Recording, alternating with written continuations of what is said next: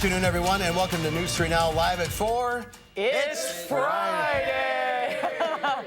And it's summertime. Yeah, all of a sudden, we got one day of summer. It feels great. It does, but enjoy it now. Yeah, oh yeah. But it's going to be nicer later on. We'll get to the weather in just a minute. But first, here's what's making news on this Friday. After 2 decades of discussions, planning, and negotiations, a new casino in Beloit may finally become a reality. Rose Schmidt is here with that. We'll have the latest on the legal saga of the Rastafarian Church in Madison. It continues as both founders appear in court today on drug charges. Our Madeline O'Neill will explain what's happening now. And the president's decision to raise tariffs on products brought in from Mexico continues to ripple through the political and economic worlds. Let's take a look outside on this Friday. Sunny and warm, 80+ degrees. Monona Terrace is the place to be on a day like today. However, cooler showers tomorrow. Dave Caulfield is in the sunny, warm backyard. We'll enjoy it for now. Yeah, we get one day. That's all that we get, unfortunately. But we will be talking about some nicer temperatures coming up as we get into next week. But the warmest day so far of 2019 across southern Wisconsin, 82 the high in Madison, 84 in Lone Rock, close to 90, a little bit farther north in Black River Falls. And temperatures right now are pretty close to that, pretty close to our high temperatures, as you might imagine. We probably could have squeezed out a few more degrees in Madison if not for the wildfires and the smoke from the wildfires in Canada having kind of obscured our blue sky. It's more of a blue-white sky right now, but we'll still enjoy this nice weather while we have it. Temperatures will fall through the 80s into the 70s this evening. Should be a mild and pleasant evening overall, and we should be dry. So let's take a look at your first alert traffic update. Still looking at a closure close to Columbus on US 151, an accident closing that road in both directions from Wisconsin 73 to Middleton Street, so be aware of that. But no major accidents or incidents to report across Dayton County. Traffic generally heading out at the posted speeds, although we are starting to see those normal slowdowns for a Friday on the Beltline. Verona Road to John Nolan Drive eastbound, that's 11 minutes with an average speed of around 25 miles per hour. And that is your first alert traffic update. All right, Dave, we'll see you in a few minutes. Thank you. Thank you, Dave. First at 4, a giant leap forward today for the Ho-Chunk Nation casino project in Beloit. The Federal Bureau of Indian Affairs has published a final environmental impact statement. Rose Schmidt explains what this means and what hurdles the project still has to go through. Yes, some hurdles, but a lot of excitement today. This is the latest milestone for a concept that's been in the works for more than 2 decades. And Beloit city leaders say they're hoping to have final approval for the casino by the end of the summer. The casino and indoor water park are slated for a stretch along I-90 in Beloit near the state line and estimated to bring 2,700 jobs to the area. We're now entering a period of 30 days of public comment for that casino project. After that, the federal government has to give its final sign-off on the project and send it to Governor Tony Evers' desk for approval. The city manager says there's no absolute assurance, but she's crossing her fingers. This is the most significant progress we have seen since the project started in 2012. And everything that we are hearing from both the Bureau and the Governor's office are very positive. Now, there has been some opposition from people in Beloit about bringing more violence and gambling to the area, but Curtis Luther calls those fears unfounded and says there's already a lot of gambling opportunity for people who live in Beloit. Governor Evers' office has not responded to repeated requests for comment today, but previously he told us he would carefully review the application and listen to all sides involved. Curtis Luther says if the governor signs that deal, the city is ready to start this year on upgrades to roads around that casino to accommodate for the extra traffic to the area. And the Ho-Chunk Nation would help pay for that. This has been a long journey. A long journey. This is a 7-year project, but a concept that's been in the works for 20 years plus. All right, we'll see what happens. Thank you, Rose. Thank you, Rose.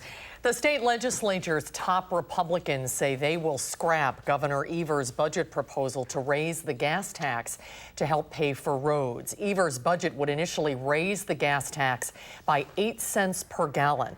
Senate Majority Leader Scott Fitzgerald says the GOP has ruled out raising the gas tax, but may increase fees.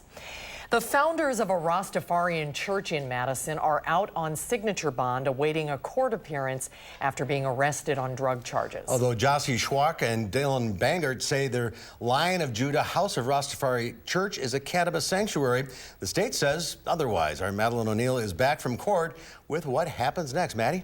Mark and Susan, the Rastafarian Church in downtown Madison is closed today with boarded up windows and doors. That's where founders say members could use marijuana as part of their religious practice. But as we told you earlier this week, police arrested Schwark and Bangert Wednesday morning after executing a search warrant. The two were in front of a court commissioner for the first time today, who allowed them out on signature bond with the requirement they stay away from the 500 block of West Mifflin, where the church is located. But the court commissioner didn't allow one of the men's requests on bail conditions. Both of these gentlemen are telling me that they have an exemption for personal use, which is based on their religion when it comes to marijuana or THC. So they're asking me to request from the court a limitation to the request that they not be able to possess other than for purposes of religious consumption. It's not an unreasonable request that in exchange for that, the defendants be ordered to actually comply with Wisconsin law, which is essentially what they're being asked to do. And I'm going to order as conditions of bail that they not use or possess controlled substances or drug paraphernalia. Bangert is facing tentative charges of THC delivery and maintaining a drug trafficking place. Schwark was arrested on the same possible charges along with disorderly conduct and battery while armed. Now the two men will be back in court for an official first appearance on Thursday morning. All right, Madeline O'Neill, thanks for the update. The Food and Drug Administration took its first step today toward regulating CBD. CBD has spread into food, cosmetics, and supplements. And now even the industry itself is begging for closer government oversight.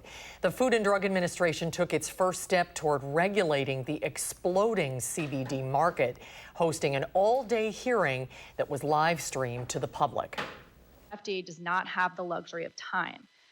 They must act quickly to address the market that is out of control. There is significant confusion in the market. Businesses don't know what is legally permissible, and some are making health claims in the absence of clear regulatory guidance.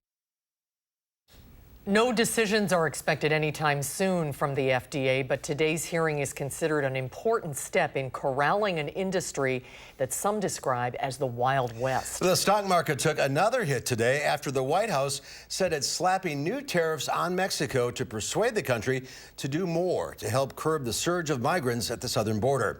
Natalie Brand has more details from the White House. President Trump defended new tariffs on Mexican goods in a tweet Friday saying Mexico makes a fortune from the U.S., have for decades. They can easily fix this problem. Time for them to finally do what must be done. We're asking Mexico to enforce their own laws to help stop the people coming in. The White House says a 5% tariff on all goods from Mexico will start June 10th and remain until the border crisis is alleviated. The tax will increase 5% every month until it hits 25% in October. Mexico's president pushed back. These measures are neither in the interest of Mexicans nor United States citizens. Members of Congress, including some Republicans and the business community, are also against the tariffs. Taxing American consumers and American businesses is going to do nothing to solve that problem. Neil Bradley is the chief policy officer of the U.S. Chamber of Commerce. This is everything that we import from our #1 trading partner, Mexico. Consumers will feel it when they go to buy tequila for their summertime margaritas. You'll feel it when you go shop for a new car.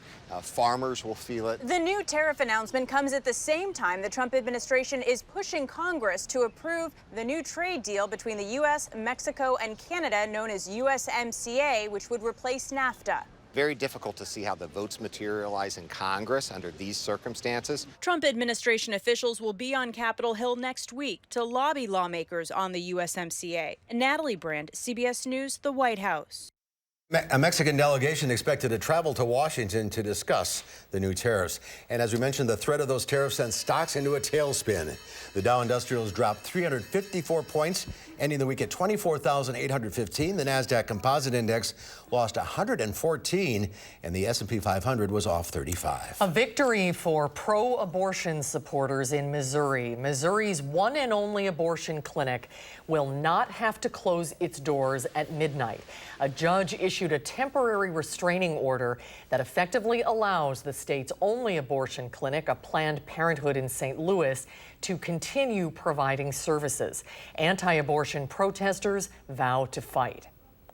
Whatever's going on in there is evil and wrong, and they're doing something wrong that's causing them to crumble from within. Elation. Amazing. Elation and renewed determination.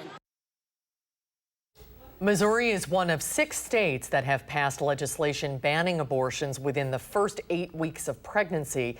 Louisiana's governor signed its heartbeat bill into law Thursday, and in Alabama, abortion is now banned in almost all cases. The Grammy-winning rapper Cardi B went to court in New York City today in style. She's being charged with ordering an attack on 2 bartenders at a New York strip club. She refused a deal that would have given her a conditional discharge if she pleaded guilty to assault. The entertainer wore a pink pantsuit to today's hearing. The Green Bay Packers' first game is 97 days away for those of you who are counting, but the team, unfortunately, has had its first injury of the season. Head coach Matt LaFleur suffered a torn Achilles tendon. That's according to Sports Illustrated. He tore his Achilles while playing basketball on Wednesday night. LaFleur is scheduled to have surgery on Sunday and will be coaching the rest of the practices from a golf cart. Off to a grinding halt. Off to a great start there. Yeah, thud. that's basketball. Yeah, these old guys playing basketball. Same thing happened to my husband. He tore his rotator cuff playing basketball. Jay Wilson? Yeah. Shoulder? Well, at least it's not a team member, theoretically. Theoretically.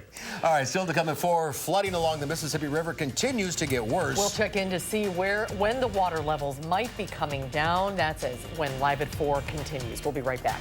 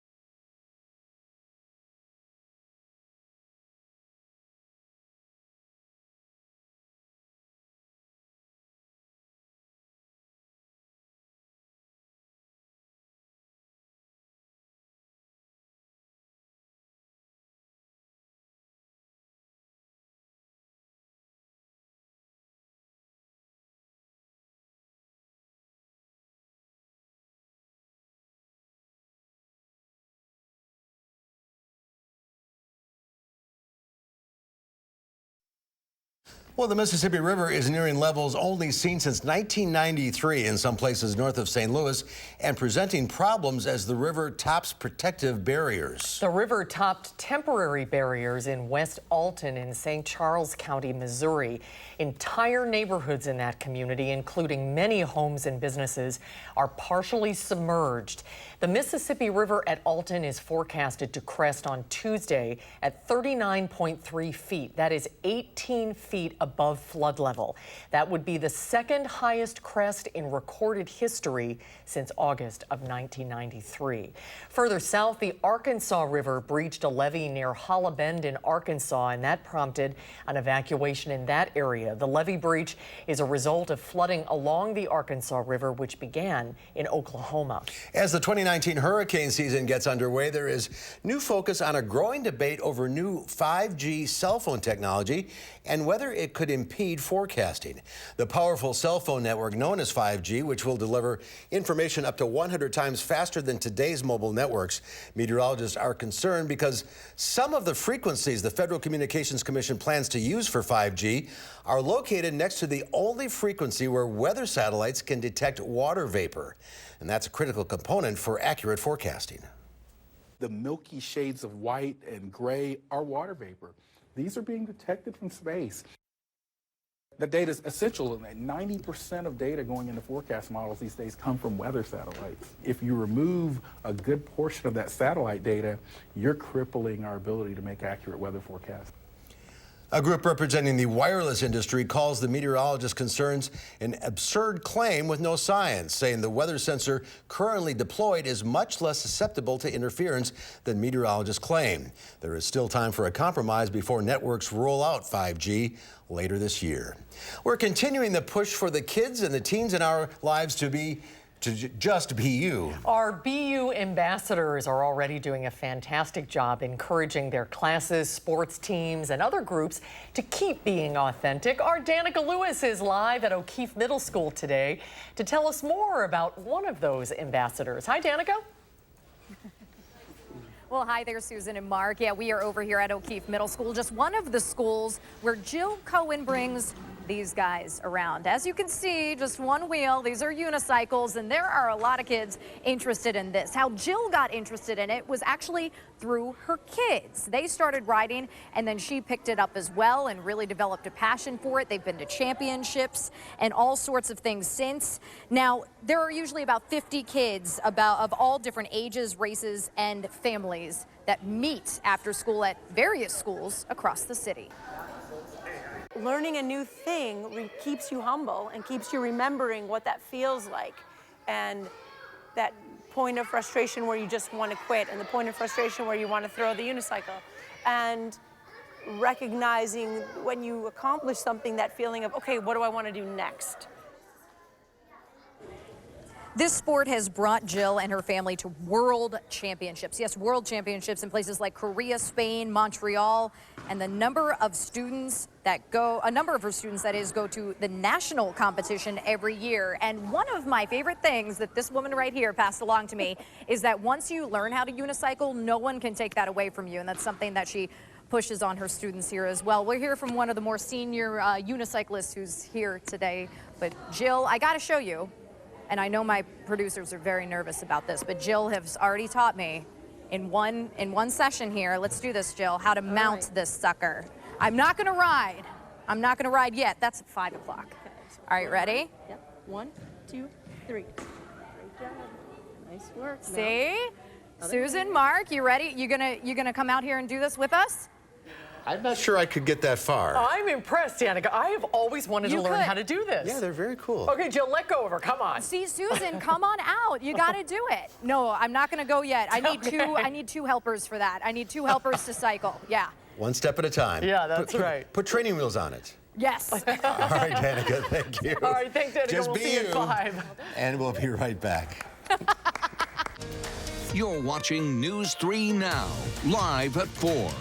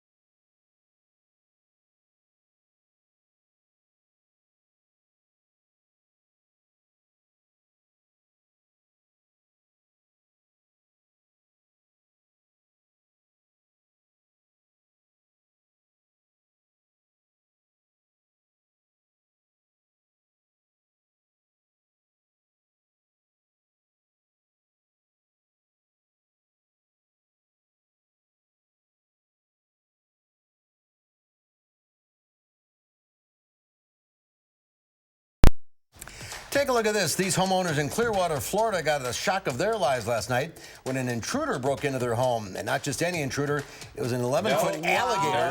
No. An 11-foot alligator in their kitchen. Yikes. Luckily, police and a trapper were able to get it out without any injuries. What's for dinner? Gator? Oh, boy. Yeah, you don't know those in your house. That's why it's, we're blessed to live in Wisconsin. Yeah. We don't have to worry. It freezes. Yeah, exactly. Well, here is a picture that is being retweeted, re-Facebooked, and whatever around the world. Jessica and Josh Schuster met at a Qdoba restaurant in Milwaukee last year. I mean, take a look at that. When they asked Jessica's sister to take newborn photos of their son, the couple knew just what to do. Sebastian was wrapped up like a burrito from their favorite restaurant chain. I think this has Baby Rory written all over it, Dave. I mean, yeah. Honestly, whoever is the highest bidder at this point, I'll take sponsorships for my son. I do not have shame in that regard. We'll wrap him up like a Culver's burger. Yeah, exactly. More Wisconsin. There we go. All right, we do have some breaking news to report for you right now. Police in Virginia Beach, that is, say a shooting at a municipal court has left multiple people wounded. They say a suspect has been taken into custody after the shooting this afternoon, and they believe that there was only one shooter. There's no immediate word on the extent of injuries. We'll keep an eye on that for you. We'll also keep an eye on the weather this weekend. Yeah, we have some storms on the way for tomorrow, so we'll be much cooler. No more 80s for the foreseeable future. But we will get the sunshine back before you know it. We'll talk about that in your First Alert forecast in just a few minutes.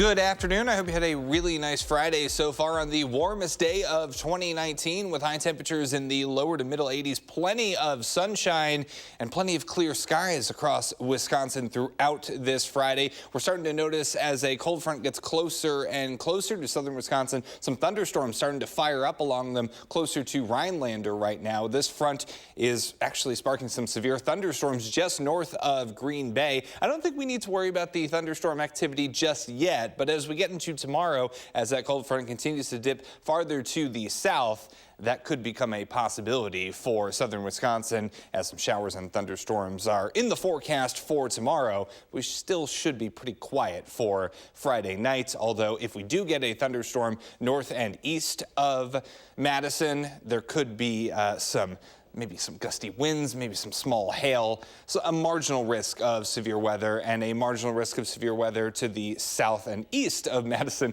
as we get into tomorrow. It seems like Madison's been in a bit of a rain bubble the last couple of days. Hopefully that continues because we just don't need any more of it. It's been a very wet month of May. Now in Madison on our time lapse of the WISC-TV Skycam, we actually started off with blue skies, but we've noticed this haze throughout the day, and some of you may be thinking, well, it's not that humid outside, and you'd be correct. Temperatures for dew points are only in the upper 50s. What this is smoke from massive wildfires across Alberta, Canada, and that gets into the atmosphere, and that actually ends up closer to Madison in southern Wisconsin. So if not for that smoke in the sky and the haze in the sky, maybe we could have gotten a few more degrees out of our high temperature today. Still the warmest day of the year with temps in the lower 80s. Some of us a little bit closer to Black River Falls, actually closer to 90 degrees.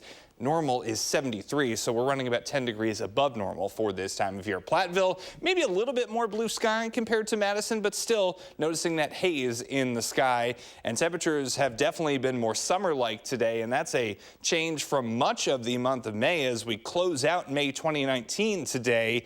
And we actually may end up pretty close to normal overall, and it didn't seem likely that the month was going to play out that way, especially as we started off the month so cool and rainy. Temperatures right now are pretty close to their daytime highs in the lower to middle 80s across southern Wisconsin. Wind speeds out of the south and west at about 8 to 15 miles per hour, maybe a little bit breezier closer to southwestern Wisconsin. Tonight, clear and mild for the evening, maybe a thunderstorm overnight, especially north of Madison. Not really likely, though, until we get into tomorrow morning. Temperatures will be in the lower 60s overnight. As we get into tomorrow, cloudy and cooler with scattered showers and thunderstorms. Gone are the 80s. We'll be lucky to get into the upper 60s for tomorrow. So as that cold front gets closer, we notice the clouds on the increase, but this evening still should remain pretty clear overall and on the mild side with temperatures in the 70s. Starting off in the lower 60s by tomorrow, maybe a few showers early, but then as that front gets closer, some stronger thunderstorms could be possible by the time we get into Saturday afternoon and evening. So have that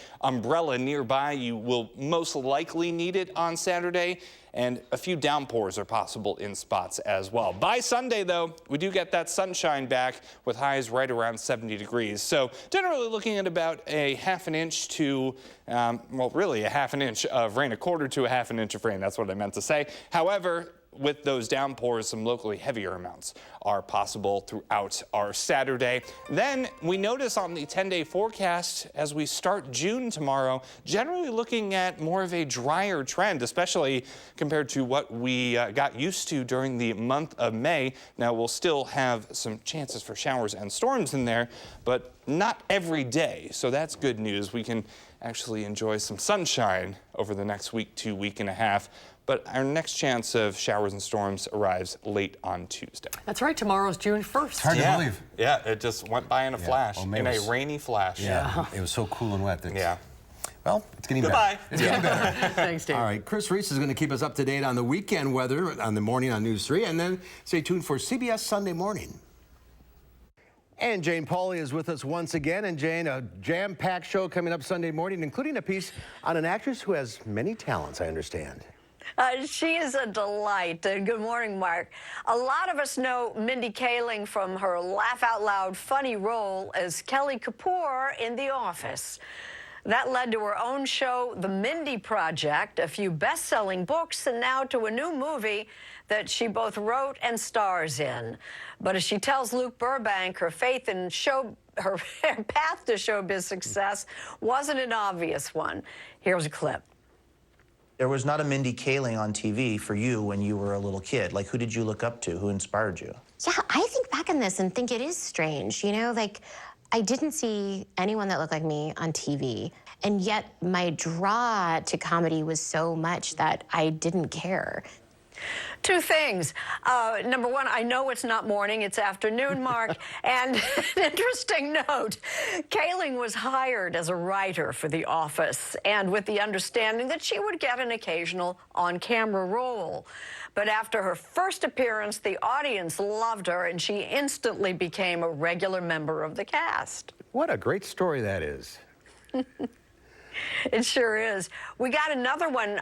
I'll bet you'll remember the Jonas Brothers. Okay. Pop sensation of a decade ago. It wasn't long before the Jonas Brothers, Kevin, Joe, and Nick, went their separate ways. Well, now they're back, and with a new single that went straight to #1.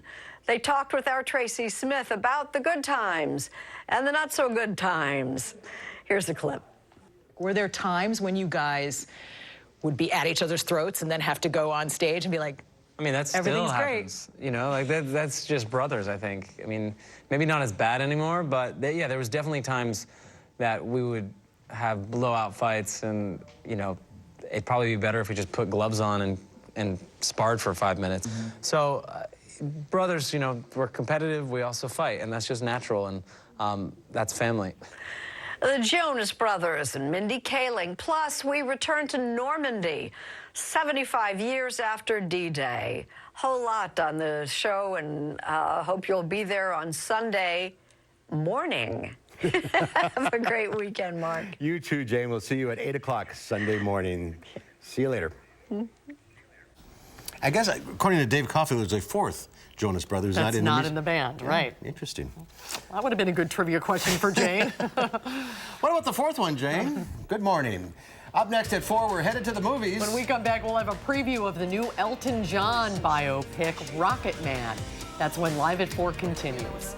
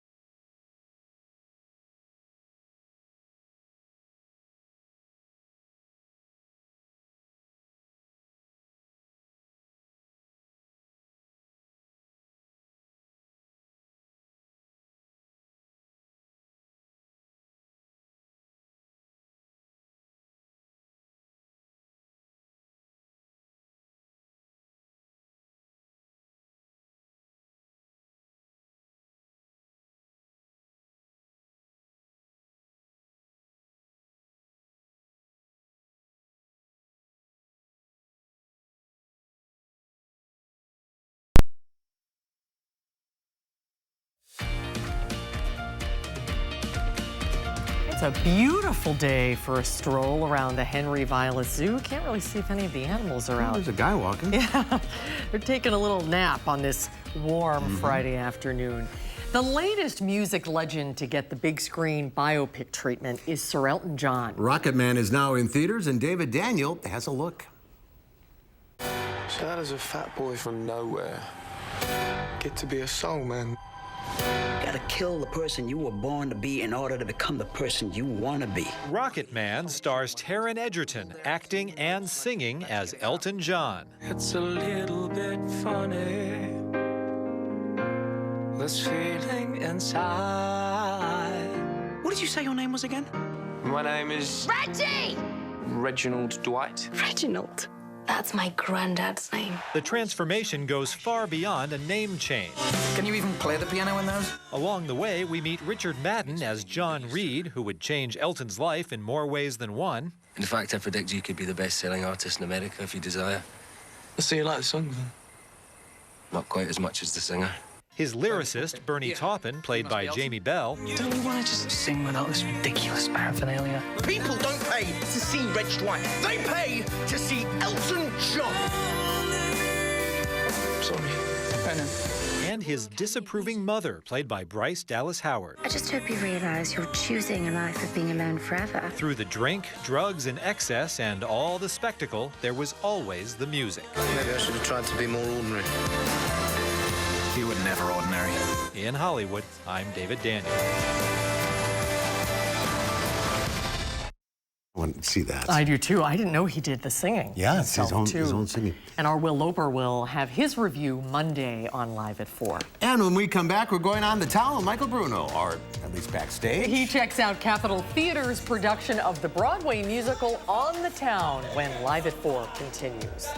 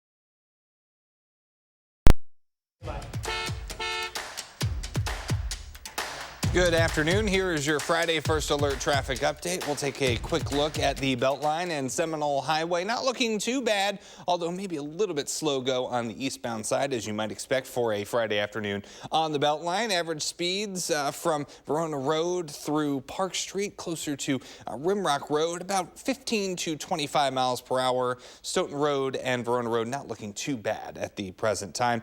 Right now, eastbound University Ave to the interstate, that'll cost you about 30 minutes with an average speed of around 30 to 35 miles per hour. And that is your First Alert traffic update. All right, Dave, thank you. They call this Avozilla. This bad boy of avocados is every guac lover's dream, weighing in at a whopping 2.8 pounds. It's 5 times the size of a normal avocado. With a price tag to match, this baby costs between $8 and $16. Unfortunately, for most, the beast is only available in Australia. That was to show that it's the size of a human head? Yeah, it's as big as your head. Well, the musical On the Town was first produced on Broadway in 1944 and was made into a film in 1949. The show about 3 sailors on a 24-hour shore leave in New York City during wartime has enjoyed a number of major revivals. The Capital City Theater is celebrating the 100th birthday of Leonard Bernstein's timeless work on the Overture stage this weekend. Michael Bruno goes backstage to check it out. Come on, Gabe, hurry up! 24 hours!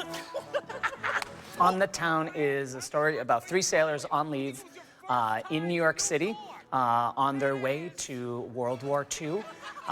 And they have just 24 hours in New York City, 24 hours to find love, to find adventure, to misbehave. Gaby! It says here there are 20,000 streets in New York City. One has a guidebook from his father that told him to see all the famous sites. Ozzy, my character, is kind of girl crazy and just wants to meet dames and go around and just meet as many girls as I can. And then there's Gaby, who wants to just enjoy the city and see the sights, and as well maybe find one true love. Smith. Oh, I'd love to meet her. Obviously. Some people might think, oh yeah, they're going back onto the ship and to fight for our country. But in our story, they're going off to die. And so the 3 women that they meet in our story, that's the last opportunity they get to have a connection and to meet someone who loves them for the 24 hours that they have. Gaby is kind of the naval hero. He rescued and saved the lives of Chip and Ozzy, myself, my character. And so we kind of band together and say, okay, you know what, we're gonna put our goals aside and help Gaby do what he wants to do and find maybe his true love or what he wants to do. Here's the way you do it. Hello, baby, gosh, you're pretty. I'm so tall and strong and witty. God's great gift to New York City. And talk to me a little bit about the collaboration you had with Madison Ballet for this, because you're also choreographing the show. Yes, they've been fabulous. I was told I would have 3 women from the Madison Ballet, and at first I'm like, what can I do with 3 women? Because I would love to have like more. And then I realized we have 3 female leads. So we could use those ballet dancers to represent the women of our show in a ballet setting. And talk to me about the difficulty of that, dancing in heels. That's something you probably don't do with the ballet. It's surprisingly hard. You think if you're on your toes all day, it'd be easy, but it's painful. My bunions were really hurting. The music is incredible. It's incredible. I mean, it's got that sort of 40s big band sound. And you have a full orchestra that you're conducting Yes, as well. we have a full professional orchestra of 27 people, and they're incredible. Gaby's coming to town. He's on the town. Our show, what's been fabulous to revisit the show now, I did it 19 years ago, but to have the lens that I have of it now in 2019, I'm able to see it and see what they were able to get away with during the time that it was written, because the war was happening. People needed to laugh and just forget, the horrific war. So you could get away with a lot. And I think now with the audiences that we have today, we see things a little differently. A lot of the overly sexual humor towards women can be hard to digest. So I've been really trying to be very careful that everything we do empowers women, whether that's allowing the women to just have a different take on lines or actually removing some lines that are just inappropriate. So I've been trying to just make it more digestible now without losing its authentic charm and beautiful storytelling. It's a hell of a town!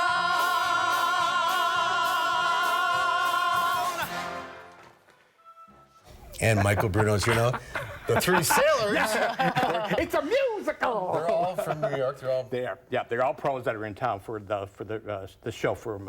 And the music in it. This show looks like it has it all. The dancing, the singing, the acting. It's astonishing. It really does have it all. Visually, it's stunning. The costumes are beautiful. The orchestra is magnificent. The acting is great. The dancing is brilliant. It's really it's a win-win-win-win-win situation. And it's a classic. And it's in the Capitol Theater, which is so beautiful that's how appropriate for the time when the show was really first written. So it's really wonderful to see it there. You're going to recognize a lot of those songs. Oh, absolutely. Come on to my house. That's right. All right. Sing it, Mark. On the Town is at the Capitol Theater with an O at Overture, presented by the Capital City Theatre with an A. Okay. Friday through Sunday, tickets.overture.org. And next week? Next week, we'll be going backstage for the Jerry Awards. Oh, okay. Great. Another trip to the Overture. Yes, trip to the Overture. That's right. Have a great weekend, Michael. Thank you. You too. Thanks, Michael. Final check of your forecast coming up.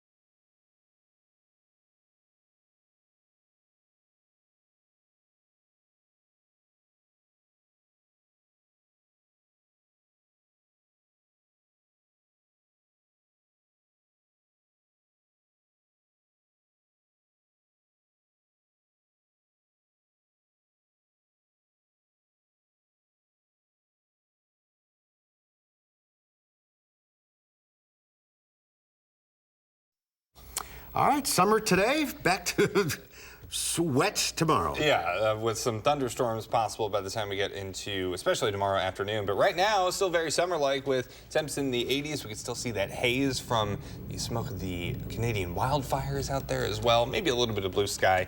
Clear and mild this evening with temperatures falling into the lower 60s. Maybe a thunderstorm late north of Madison, but I think our storm chances really start to spark up as we get into tomorrow afternoon. So have that umbrella ready to go. Highs will be in the upper 60s tomorrow. Lots of outdoor activities, so keep an eye on the weather. Yep, Sunday looking better though. All right, thank you, Dave. Thanks, Dave. Coming up Monday here on Live at 4, Danica will be sitting in for me, and Dr. Zorba Pastor will be taking your medical calls live. Also, our Will Loper will be here to tell us what he thinks of the new Elton John biopic, Rocket Man. That's coming up Monday on Live at 4.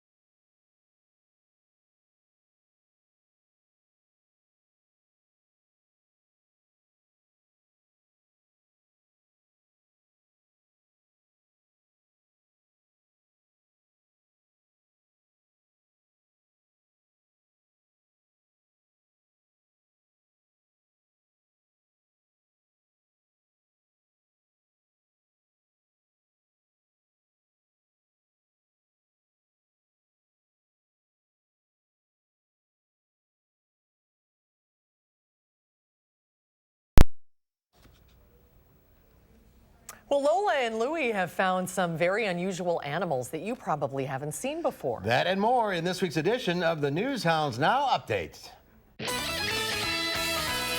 It's News Hounds Now Update with Lola and Louie. This week on the News Hounds Now Update, kids having fun. A creative kitty. And lemurs aplenty. But first, the Prague Zoo says for the first time ever, 2 Chicoan peccaries have been born in the park. The births are a welcome step in efforts to save a species that was once considered long extinct. The peccary is similar to a wild pig, and in the early 1970s, a small population was discovered on an isolated area on the border of Argentina, Bolivia, and Paraguay, where it had been living for millions of years. There are now 37 peccaries in 7 European zoos, keeping a species alive once thought long gone. But wait, there's more. Zoo babies, that is. This adorable meerkat family welcomed 4 babies into the fold just a few weeks ago. They all live together at a zoo in Thailand. And the Jacksonville Zoo and Gardens welcomed 4 new critically endangered black and white ruffed lemurs. The litter of all male babies was born to parents Hawk and Potter. That's a lot of boys. Hawk is used to zookeepers, and even though she's a watchful mom, she is allowing handlers to regularly weigh her babies. All the newborns are nursing well and bonding with each other and mom and dad. Check out this crafty kitty. He jumps up on the bathroom sink and starts pawing at the door handle. Incredibly, this adept animal manages to open the door